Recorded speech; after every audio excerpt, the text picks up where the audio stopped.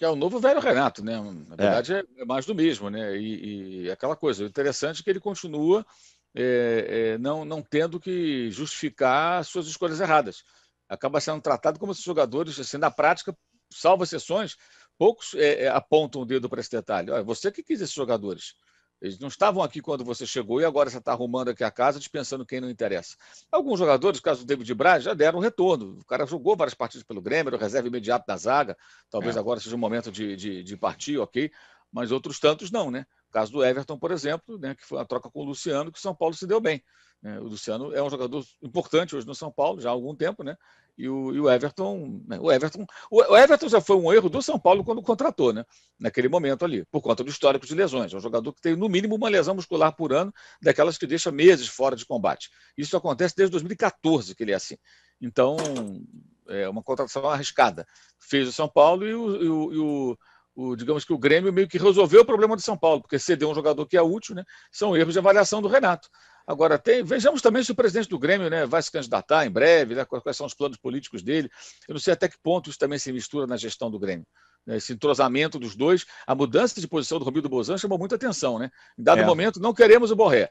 Por quê? Não queremos o Rafinha. Por quê? Porque é um jogador de 35 anos e tal. De uma hora para outra, não, teremos o Rafinha. Não deu para entender ali, porque como o Renato fez ele mudar de ideia tão rapidamente, né? Mas enfim, coisa deles lá. E essa situação do Borré, ontem, uma matéria muito boa do Thiago Feltro e do Thiago Fernandes aqui no UOL, chamando a atenção para como alguns jogadores, com seus empresários, seus agentes e com seus amigos da imprensa que fazem o jogo dos empresários, tem isso também, os coleguinhas que fazem o jogo de empresário, turbinando nomes de jogadores e técnicos que não estão valorizados e ficam valorizados quando são colocados nesse patamar. No caso do Borré, não é nem esse, ele tem um valor de mercado interessante, que é um bom jogador, né? Em grande fase, o River Plate, ele lá jogando e tudo mais. Mas, de repente, o Palmeiras quer, o São Paulo quer, o Grêmio quer, e ele não quer nenhum. Ele quer a Europa. Ou seja, ele usa o mercado brasileiro, que é o mercado mais rico do que o mercado argentino, para ganhar manchetes, ficar em evidência e tentar, de alguma maneira, se encaixar no futebol europeu. Acabou que não veio para nenhum deles. O Grêmio tirou o time de campo, não quer mais o jogador. É bem claro isso. E isso acontece em escala menor muitas vezes.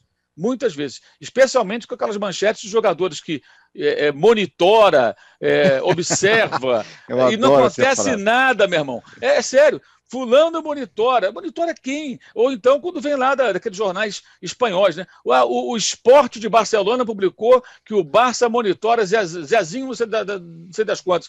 E daí que o Esporte publicou isso? Qual a credibilidade tem o Esporte, o Mundo Deportivo, o Diário AS e o Marca, quando falam, respectivamente, de Barcelona e Real Madrid? Zero! Porque qualquer respirou manchete para tentar, né, manter o Barça e o Real Madrid, cada um dentro da sua região do país, na Espanha, em evidência. E aí os caras tratam aqui assim, nossa, é uma loucura um negócio desse. O cara conseguindo plantar uma notinha num jornal desse, envolvendo o jogador brasileiro, está feito. Porque todo mundo aqui vai repercutir e poucos vão considerar até que ponto aquilo é relevante. Pode observar, se fizer um pente fino, você vai encontrar uma quantidade enorme de jogadores assim. E essa matéria é bem interessante e bem importante, porque mostra como se manipula muitas vezes a informação e se coloca um jogador no patamar acima do que ele realmente é. E aí é o caso do Borré, que é um bom jogador, mas não é também essa Coca-Cola toda. E outra coisa, né? Dirigente do Grêmio dando entrevista para a Rádio Grenal, ele é um típico camisa 9. Não é um típico camisa 9, ele é um segundo atacante. Não é um ponta, não é um externo desequilibrante, diria o professor Tite, né? Mas é um segundo atacante, é um cara que sai mais da área, se movimenta, não joga lá no meio dos zagueiros. Pode até jogar. Se o Atlético coloca zagueiro de centroavante, como disse o Arnaldo, por que o Borré pode circunstancialmente jogar ali? Mas ele não é. Vamos comparar aqui, falei há pouco, o Luciano é um centroavante? Não é bem um atacante. É um atacante. O Borré é o Luciano, mal comparando? É isso. É um atacante que faz gols, que joga junto com o centroavante muitas vezes, como jogava Luciano e Breno no São Paulo, né? Mas que se movimenta. O Gabigol pode ser isso? Pode. Pode jogar Pedro e Gabigol, dependendo de como montar o time. Como às vezes joga Bruno Henrique, joga às vezes centroavante, vai para dentro da área e o Gabigol fica circulando. O Borré não é igual a esses caras, é diferente. Mas tem essa característica. E teve dirigente do Grêmio dando entrevista para a Rádio Grenal, lá em Porto Alegre, dizendo que ele era um típico 9. Os caras nem sabem quem estão contratando. Alguns caras, né? Eu imagino que o Renato sabe que é um jogador, né? Mas não vem mais também.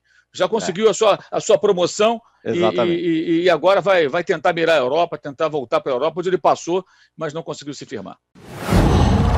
Qual?